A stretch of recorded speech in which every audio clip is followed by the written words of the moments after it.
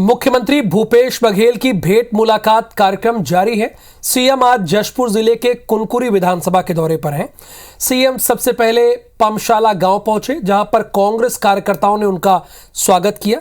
मुख्यमंत्री भूपेश ने ईब नदी के तट पर राधा कृष्ण मंदिर में पूजा की, प्रदेश की जनता की खुशहाली की प्रार्थना की। साथ ही सीएम ने मंदिर में आम का पौधा लगाया। भेंट मुलाकात कार्यक्रम में सीएम ने कहा कि क्षेत्र में लघु वनोपज की अच्छी पैकेजिंग और प्रोसेसिंग की जा रही है, जिसकी वजह से विदेश में छत्तीसगढ़ की एक अलग पहचान बन रही है। उन्होंने ये भी कहा कि जशपुर में बनाया जा रहा महुआ सैनिटाइजर का निर्यात किया जा रहा है। सरकार लघु वनोपजों को प्रोत्साहन दे रही है, इससे लोगों को आर्थिक लाभ भी मिल रहा है। मुख्यमंत्री फरसा बहार के स्वामी आत्मानंद स्कूल के बच्चों से बातचीत की। छात्र नूतन कुमार ने बताया कि स्कूल में पढ़ाई अच्छी होती है, स्कूल में लैब और लाइब्रेरी की सुविधा भी है।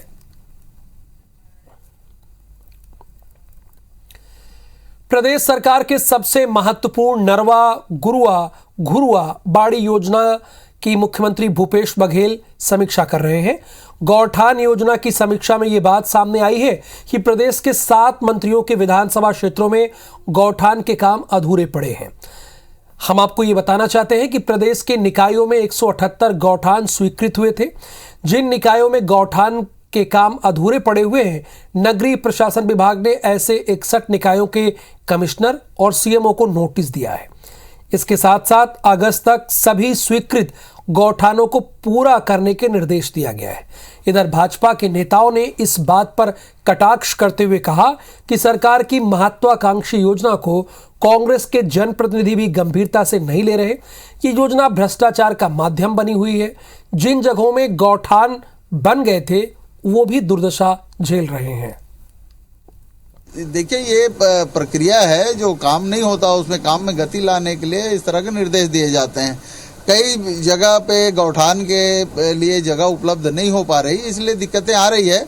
हमारे कलेक्टर महोदय और हमारे विभाग के अधिकारी प्रयास कर रहे हैं कि उनके लिए शहरों में जगह मिले। कहीं पे भी यह योजना सफल नहीं हुई है, कहीं पे भी टारगेट पूरा नहीं हुआ। ये सिर्फ कागजों तक सीमित है, भाषणों तक सीमित है।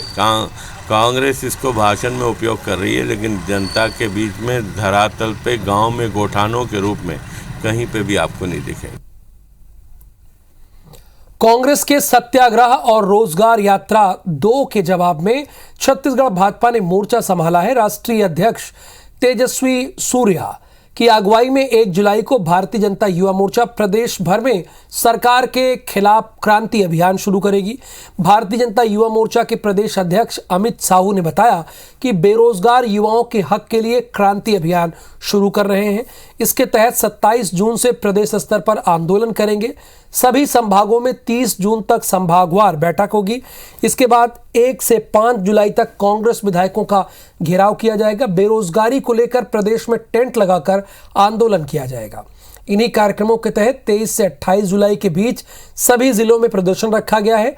9 अगस्त को राजधानी रायपुर में बड़ा आंदोलन किया जाएगा, जिसमें युवा मोर्चा के राष्ट्रीय अध्यक्ष तेजस्वी सूर्या समेत वरिष्ठ बीजेपी नेता शामिल होंगे।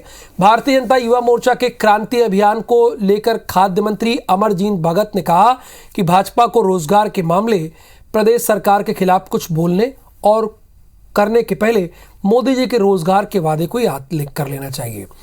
मोदी सरकार बेरोजगारों को रोजगार देने की बजाय छीन रही है। बेरोजगार युवाओं के साथ खड़े होने का काम, उनके अधिकार की लड़ाई लड़ने का काम भारतीय जनता युवा मोर्चा कर रही है। चरणबद्ध तरीके से हम इस आंदोलन को एक बूथ से चालू करके विधानसभा स्तर पर करेंगे, मंडल स्तर से जिला स्तर तक करेंगे। भारतीय जनता पार्टी के चाहे राष्ट्रीय नेतृत्व हो, चाहे प्रदेश का हो, चाहे स्थानीय हो, ये लोग भ्रमित हैं और भ्रम फैलाने काम में माहिर है। देश के युवाओं को हर साल 2 करोड़ युवाओं को हम नौकरी देंगे, दे दिया। आज 25 जून 1975 में लगे आपातकाल के 47 वर्ष पूरे हो गए हैं, जिसको लेकर छत्तीसगढ़ बीजेपी ने काला दिवस के रूप में मनाया। बीजेपी ने रायपुर और जगदलपुर में प्रेस कॉन्फ्रेंस की। राजनांदगांव में बीजेपी कार्यकर्ताओं ने तहसीलदार ऑफिस के सामने काली पट्टी पहनकर विरोध किया। साथ ही मुख्यमंत्री को ज्ञापन सौंपा। तहसीलदार के मार्फत ये मुख्यमंत्री को ज्ञापन सौंपा गया है।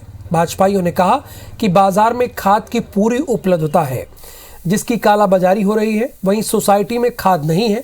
जगदलपुर में पूर्व सांसद दिनेश कश्यप ने कहा कि इंदिरा गांधी ने बड़े नेताओं के अलावा आरएसएस, जनसंघ के नेताओं और पत्रकारों को दबाने के लिए आपातकाल का इस्तेमाल किया। रायपुर में बीजेपी नेता सच्चिदानंद उपासने ने कहा कि जहां जहां पर कांग्रेस की सरकार है वहां वहां पर आपातकाल की स्थिति निर्मित हो रही है।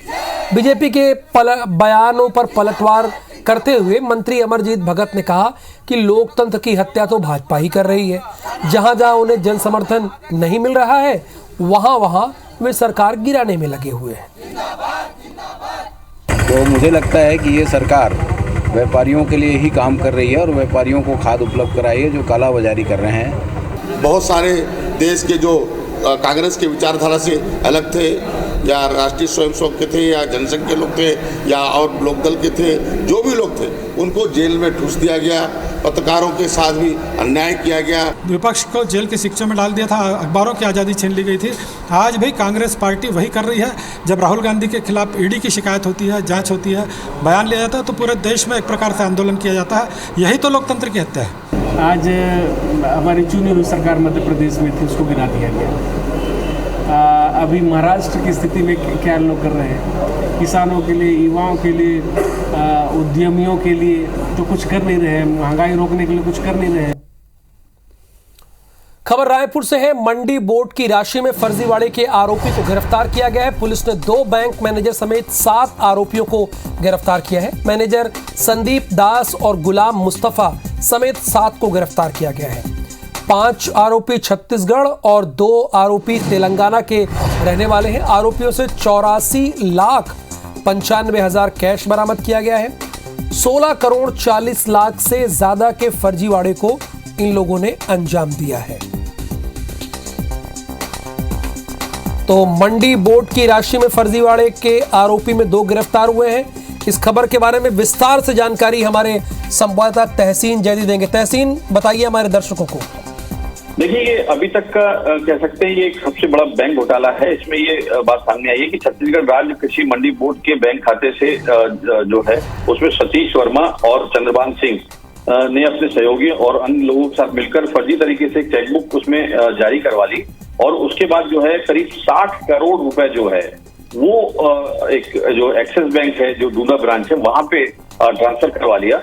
उसके बाद उसमें से उन्होंने 3 एफडी बनाने के लिए कहा। मंडी बोर्ड की तरफ से एक फर्जी लेटर उसमें तैयार किया गया बैंक को और उसमें ये कहा गया कि 10 लाख की, 20 लाख की और 30 लाख की एफडी बना के रखें। तो उसमें 30 लाख की जो एफडी हुई थी उसमें फर्जीवाड़ा इसमें किया गया और कई बैंक खातों में इसका ट्रांसफर किया गया। उसमें तेलंगाना के भी कई बैंक खाते थे। उसमें अगर बात करें तो 16 करोड़ 40,12,655 रुपए का इसमें पूरा घोटाला किया है 60 करोड़ में से।